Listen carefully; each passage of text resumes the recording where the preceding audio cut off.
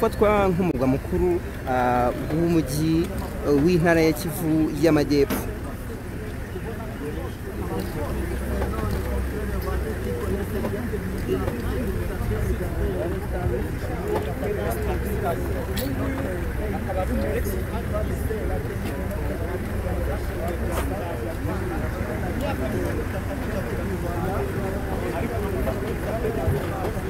Nyango wenda tunagarutse ku makuru y'igenda ryabo. Aba ni bamwe rero mu bagiye akabashize imyaka 30 bari mu mashyamba y'uburasirazuba bwa Repubulika Iharanira Demokarasi ya Kongo.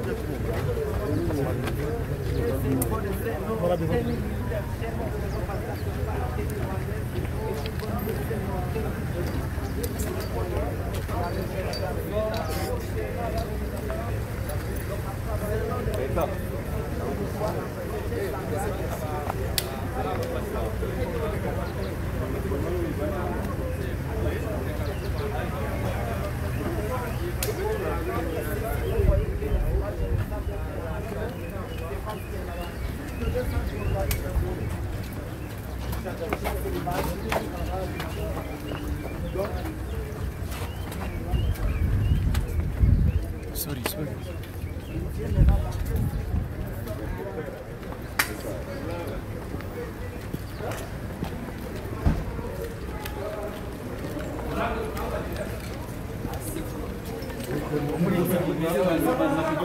Ngagiye kuri korene tugafata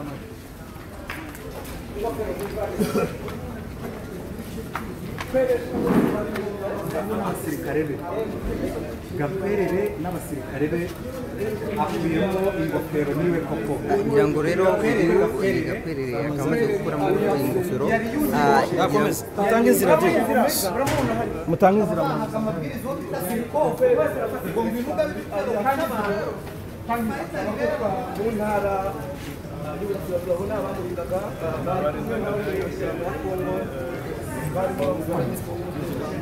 BNB Kigali aba bose n'abasirikare bafashwe cyangwa se babajwe na M23. ngira ngo wenda nkuko munabibona naye ibitangazamakuru byinshi byo mu gukurikira uyu muhango ari ibitangazamakuru mpuzamahanga ibikorera hano mu Rwanda birimo gukurikira rero ibijyanye n'iki gikorwa cya generali ndetse n'abasirikare bamurindaga bafashwe n'umutwe wa M23. ngira ngo wenda uko amasaha agenda yicuma ni nako tugenda tubagezaho byinshi bigiye bitandukanye kuri BTN TV. Nk'uko mubizi ni isoko y'amakuru kandi tubagezaho amakuru yizewe.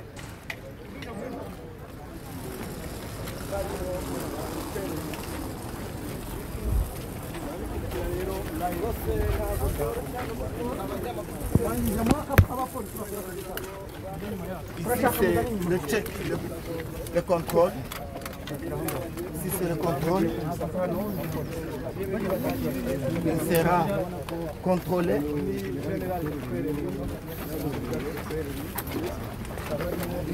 Il est contrôlé par la police rwandaise. Nous sommes en direct. Je rappelle que nous sommes samedi, le 1er mars 2025. Ici nous sommes sur le territoire rwandais. Na polisi y'u Rwanda kugira ngo wenda atagira wenda n'ikindi ashobora kuba yakwinjirana Rwanda. Maintenant, on l'oriente vers le service sans suite.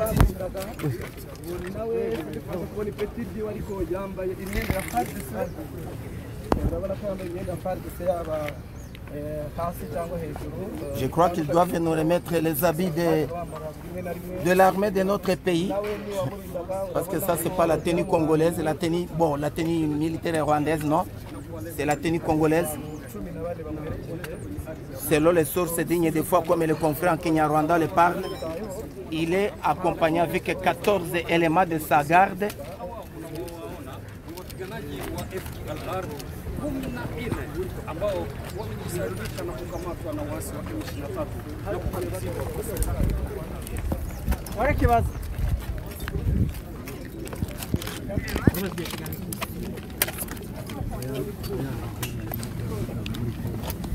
hanyuma ubusanzwe mukomoka he mu Rwanda mu kigo nkomoka mu Rwanda mu cyahoze ari perefegitura ya Kigali ngari komine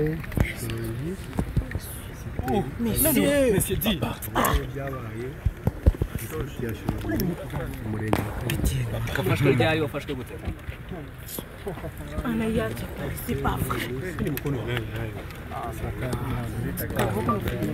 Hapo sifanye selfie tuache tufanye kazi. Ulikuwa nyuma. En français, s'il vous plaît, en français, une question en français parce que vous parlez en Kinyarwanda. Comment vous J'ai posé la question, monsieur. Gakwere, parlez-nous. On nous refuse qu'il nous parle en français. Là, parlez sur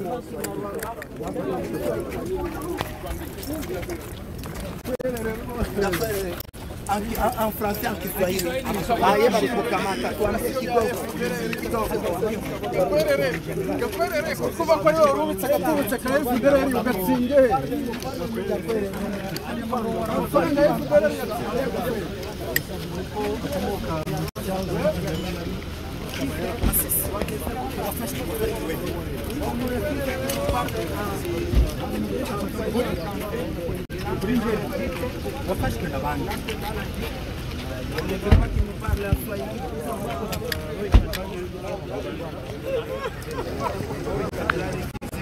ingabo z'u Rwanda Kenya bazemuye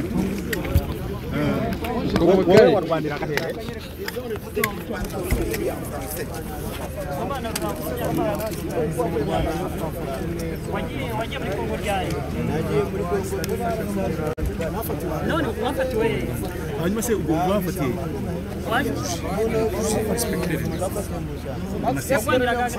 ubuse ubu ngubu hari abandi bari inyuma yanyu bari i Masisi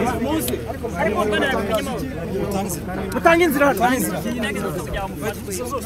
Habari murao neza yego mwafatiwe he Twafatiwe hirya za